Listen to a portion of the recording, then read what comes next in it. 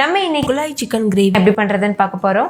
இந்த சிக்கன் குழம்பு ரொம்ப ரொம்ப டேஸ்டியாக இருக்கும். நம்ம நார்மலாக நம்ம வீட்டில் செய்கிற சிக்கன் குழம்பை விட ரொம்ப ருசியாக இருக்கும். நல்ல ஒரு டிஃப்ரெண்ட்டான ரெசிபியாக இருக்கும். ஸோ கண்டிப்பாக ட்ரை பண்ணி பாருங்கள்.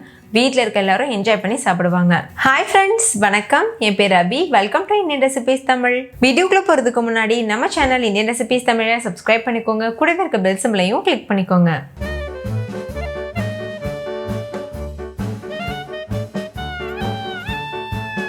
ஃபஸ்ட் இந்த ரெசிபி பண்ணுறதுக்கு 1 கிலோ அளவு சிக்கன் நல்லா வாஷ் பண்ணி எடுத்துக்கோங்க. இது கூட அரை கப் அளவுக்கு கெட்டியான புளிக்காத தயிர் சேர்த்துக்கோங்க. இது கூடவே 1 டேபிள் ஸ்பூன் இஞ்சி பூண்டு விழுது சேர்த்துக்கோங்க. கூடவே 1 டீஸ்பூன் மிளகாய்த்தூள், அரை டீஸ்பூன் மஞ்சள் தூள், 1 டீஸ்பூன் அளவுக்கு உப்பு சேர்த்துக்கோங்க.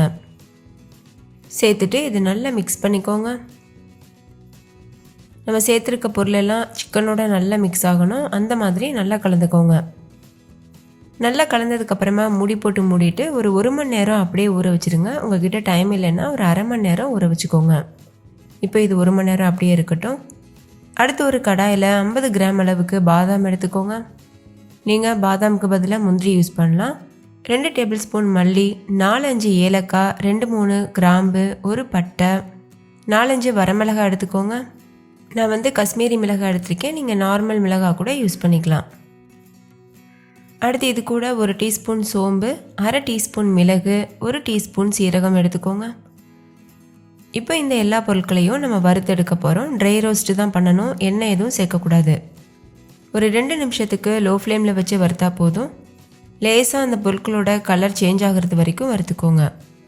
இப்போ லேசாக கலர் சேஞ்ச் ஆக ஆரம்பிச்சிருக்கு. இந்த ஸ்டேஜில் ஸ்டவ் ஆஃப் பண்ணிவிட்டு இது முழுமையாக ஆற வச்சுட்டு ஒரு மிக்ஸி ஜாரில் போட்டு ஃபைன் பவுடரை அரைச்சி எடுத்துக்கோங்க. இப்போ இந்த மசாலா பவுடர் தயாராகிருச்சு. இது ஒரு உரமாக இருக்கட்டும். அடுத்து ஒரு கடாயில் 3 டேபிள் ஸ்பூன் நெய் சேர்த்துக்கோங்க. நெய் நல்லா உருகினதுக்கப்புறமா 4 பெரிய சைஸ் வெங்காயத்தை நீள்வாக்கில் அரிஞ்சிட்டு சேர்த்துக்கோங்க. நம்ம இந்த ரெசிப்பியில் தக்காளி எதுவும் சேர்க்கலை. இந்த ரெசிபிக்கு திக்னஸ் கொடுக்க போகிறது இந்த வெங்காயம் தான். அதனால் 4 சேர்த்துக்கோங்க. சேர்த்துட்டு இந்த வெங்காயத்தோட கலர் நல்லா கோல்டன் ப்ரௌன் கலர் வர வரைக்கும் நல்லா வறுத்துக்கோங்க. இப்போ பாருங்கள், கலர் நல்லா சேஞ்ச் ஆக ஆரம்பிச்சிருக்கு. இது இன்னுமே நல்லா முழுமையாக சேஞ்ச் ஆகணும். அது வரைக்கும் நல்லா வறுத்துக்கோங்க. அவ்வளோதான், கலர் நல்லா சேஞ்ச் ஆகியிருக்கு.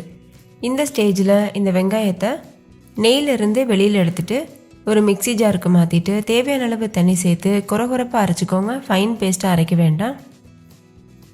இதே நெய்யில் தான் நம்ம ரெசிபி செய்ய போகிறோம்.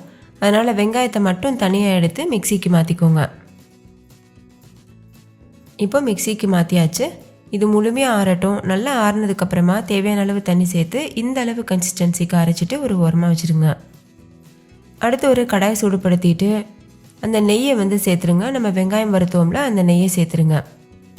சேர்த்துட்டு நம்ம மேரினேட் பண்ணி வச்சுருக்க சிக்கன் இருக்குல்ல, அதையும் சேர்த்துட்டு இந்த நெய்யிலையே ஒரு 2 நிமிஷத்துக்கு இந்த சிக்கனை வறுத்து விடுங்க. தண்ணி எதுவும் சேர்க்க வேணாம். சிக்கனே நல்லா தண்ணி விட்டு வரும். 2 நிமிஷத்துக்கு அப்புறமா நம்ம ஏற்கனவே அரைச்சி வச்சுருக்க பவுடர் இருக்குல்ல, அதை சேர்த்துருங்க. சேர்த்துட்டு இது கூடவே நம்ம அரைச்சி வச்சுருக்க வெங்காயமும் சேர்த்துருங்க. இப்போ இது எல்லாத்தையும் சேர்த்து நல்லா கலந்துருங்க. நல்லா கலந்ததுக்கப்புறமா இது கூட அரை கப் அளவுக்கு காய்ச்சி ஆற வச்ச பால் சேர்த்துக்கோங்க. பொதுவாக இந்த ரெசிப்பியில் நார்மல் பால் தான் சேர்ப்பாங்க. உங்களுக்கு பால் சேர்க்க விருப்பம் இல்லைன்னா நீங்கள் தேங்காய் பால் கூட யூஸ் பண்ணிக்கலாம். பால் சேர்த்ததுக்கப்புறமா நல்லா மிக்ஸ் பண்ணிடுங்க. இந்த ஸ்டேஜில் உப்பு தேவைன்னா நீங்கள் கொஞ்சமாக சேர்த்து கலந்துக்கலாம். நல்லா கலந்ததுக்கப்புறமா மூடி போட்டு மூடிட்டு 20லேருந்து 25 நிமிஷம் வரைக்கும் வேக வச்சுக்கோங்க. இப்போ பாருங்கள், எண்ணெய் பிரிஞ்சு நல்லா வந்திருக்கு.